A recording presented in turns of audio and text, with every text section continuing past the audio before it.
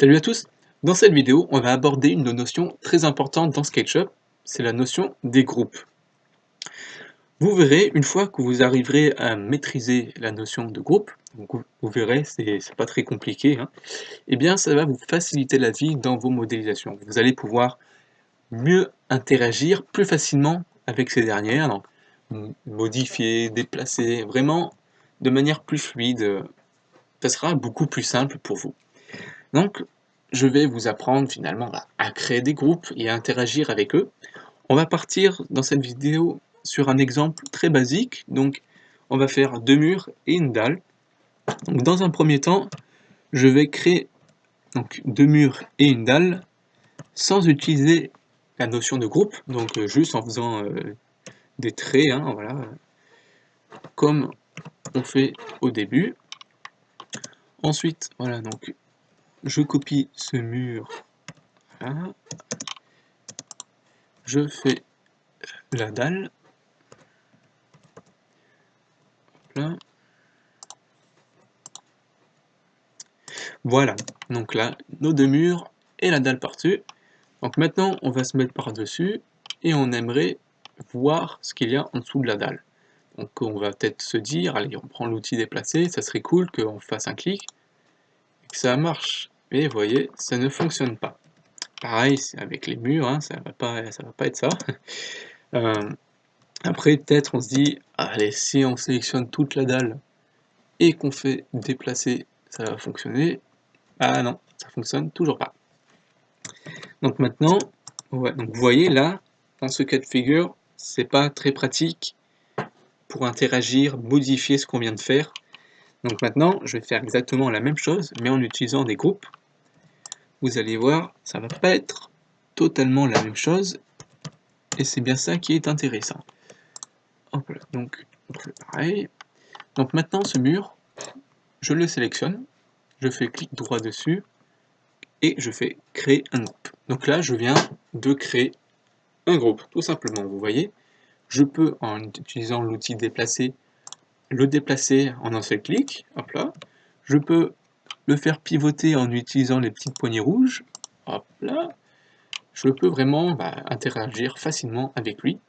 Si toutefois vous venez à créer un groupe et finalement, eh bien, après vous souhaitez finalement le dissocier, l'éclater, c'est le vocabulaire que va utiliser SketchUp, c'est-à-dire le rendre votre élément, votre mur comme avant, eh bien, vous faites clic droit sur le groupe, et là, vous faites éclater. Donc là, vous voyez, ça va être comme avant. Voilà, ça va se comporter exactement de la même manière que ici. Voilà. Donc, bon, on va recréer le groupe. Voilà, créer un groupe. On va le copier. Donc là, vous prenez l'outil déplacer. Vous faites une fois CTRL. Là où vous voyez, vous avez le petit plus qui est apparu. Et vous copiez, tout simplement. Voilà. Maintenant, on va faire la dalle par-dessus. Voilà. Donc là, vous voyez, ça ne s'est pas comporté de la même manière que tout à l'heure. Vous voyez, tout à l'heure, j'avais tracé ce trait et j'avais la surface qui était apparue. Là, la surface n'est pas apparue parce que la ligne qui se trouve ici appartient au groupe du mur. Donc, il faut redessiner une ligne par-dessus pour créer une ligne en dehors du groupe et du coup, que la surface puisse se créer. Voilà. On a fait la dalle, on va aussi la mettre dans un groupe. Là, créer un groupe, donc c'est toujours la même chose. Hein. On se met par-dessus, et là, on prend l'outil déplacer, un clic, et voilà, tout simplement. Donc vous voyez, c'est beaucoup plus pratique, beaucoup plus manipulable qu'auparavant. Donc les groupes, ça va vous sauver la vie. Maintenant, admettons, on veuille déplacer les deux murs en une seule fois. Donc on peut, si on se veut, sélectionner les deux murs, là, et les déplacer. Ça marche, il n'y a pas de souci. On peut aussi tout simplement sélectionner les deux murs. On crée un groupe. Donc dans ce groupe, finalement, on a deux groupes, les deux murs. Et ensuite, eh bien, on déplace cela. Voilà. Maintenant, ce qu'on peut faire, c'est on va créer un groupe avec tout cela. Comme ça, on peut déplacer d'un seul coup les deux murs et la dalle. Voilà. Maintenant, bon, c'est bien beau de créer des groupes, mais comment on fait pour les modifier? Hey, admettons, on veut colorier la dalle. Donc, on prend la peinture, on prend une couleur et on clique dessus. Mince. Donc là, ça a affecté la dalle, mais aussi les deux murs. Pourquoi? Tout simplement parce qu'on a cliqué sur le groupe englobant les deux murs et la dalle. Donc, pour modifier seulement la dalle, il suffit eh bien, de rentrer dans le groupe de la dalle. Je vous explique. Vous faites, vous voyez, là, en sélectionnant, en cliquant dessus, là, vous sélectionnez le groupe dans lequel il y a la dalle plus les deux murs. Donc déjà, il faut rentrer dans ce groupe pour pouvoir ensuite accéder aux autres groupes. Ça paraît logique. Hein. Donc pour cela, on fait clic droit sur le groupe et on fait modifier le groupe.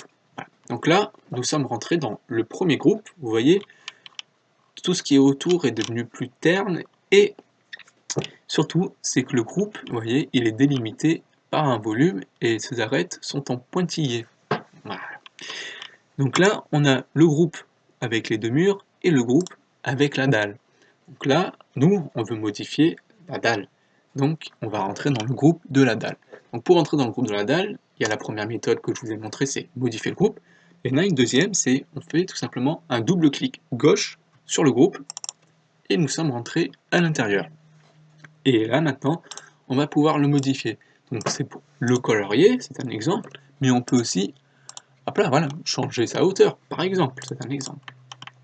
Et ensuite, pour sortir d'un groupe, on reprend l'outil sélection, donc la flèche noire, et on clique en dehors du groupe. En dehors du groupe, ça veut dire en dehors des pointillés. Voilà.